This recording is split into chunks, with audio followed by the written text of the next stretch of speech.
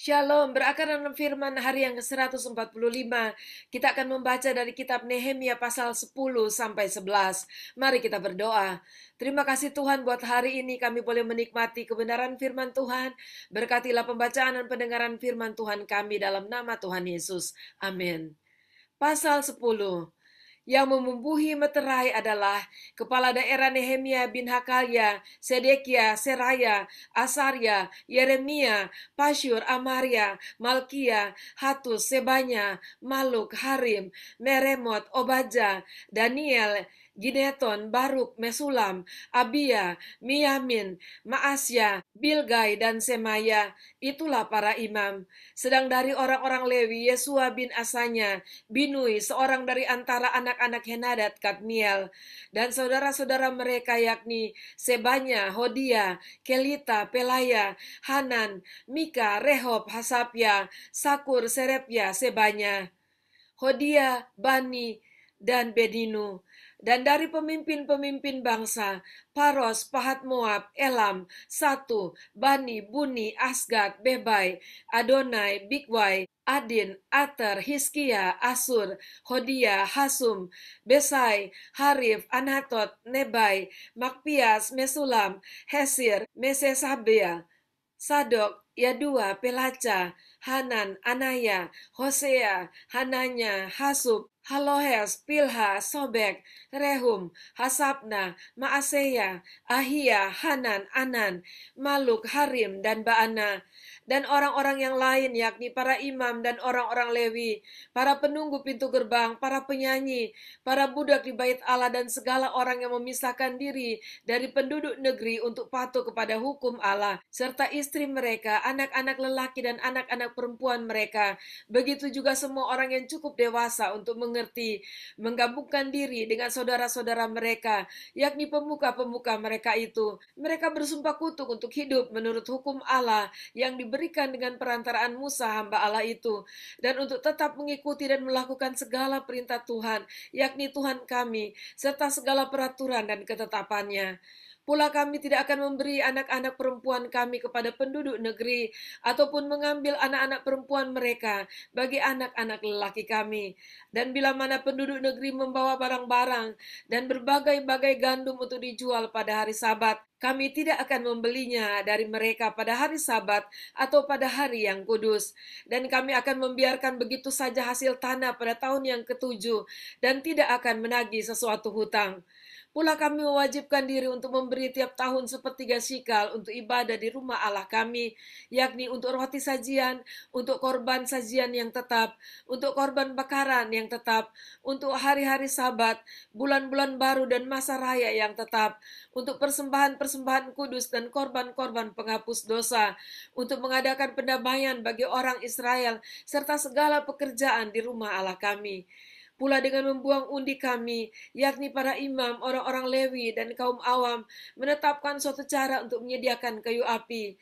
Kayu itu harus dibawa ke rumah Allah kami secara bergilir oleh kaum-kaum keluarga kami pada waktu-waktu tertentu setiap tahun, supaya di atas mezbah Tuhan Allah kami ada api yang menyala, seperti tertulis dalam kitab Taurat.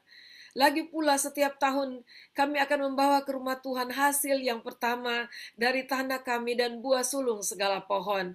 Pun kami akan membawa ke rumah Allah kami, yakni kepada para imam yang menyelenggarakan kebaktian di rumah Allah kami, anak-anak sulung kami dan anak-anak sulung ternak kami, seperti tertulis dalam kitab Taurat, juga anak-anak sulung lembu kami dan kambing domba kami.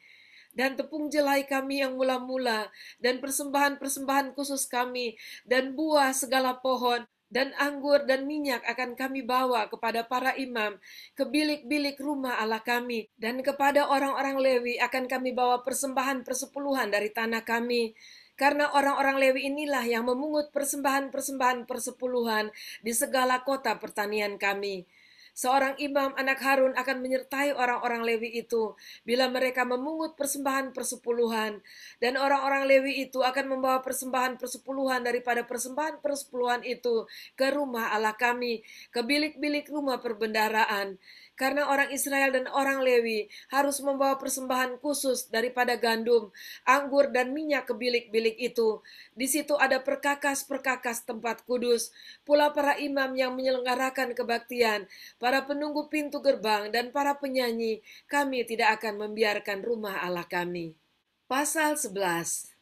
Para pemimpin bangsa menetap di Yerusalem, sedang orang-orang lain membuang undi untuk menentukan 1 dari 10 orang yang harus menetap di Yerusalem, kota yang kudus itu, sedang yang 9 orang lagi tinggal di kota-kota yang lain.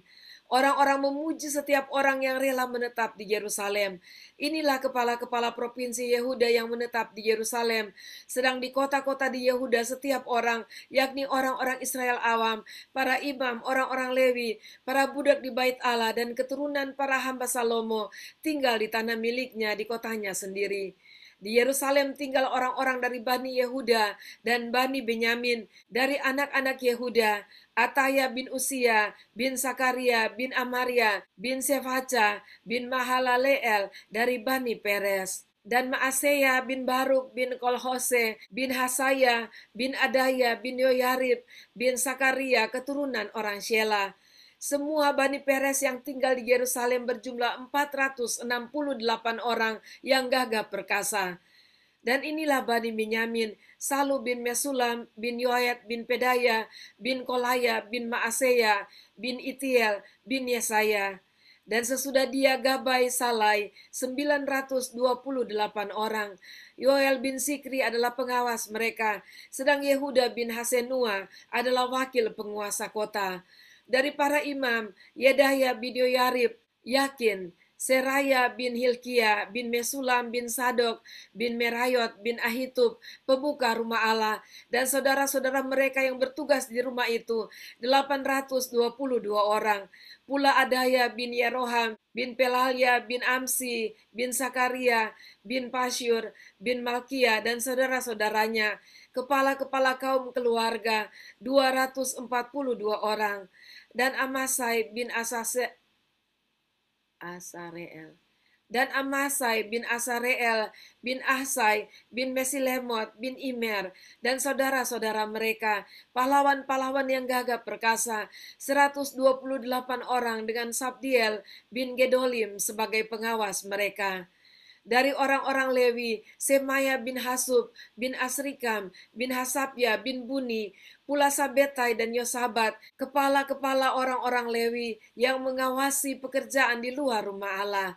Lalu Matanya bin Mika, bin Sabdi, bin Asaf, pemimpin yang mengangkat nyanyian syukur dalam doa, dan Babukya, orang kedua di antara saudara-saudaranya, dan Abda bin Samua, bin Galal, bin Yedutun. Semua orang Lewi di kota Kudus ada 284 orang.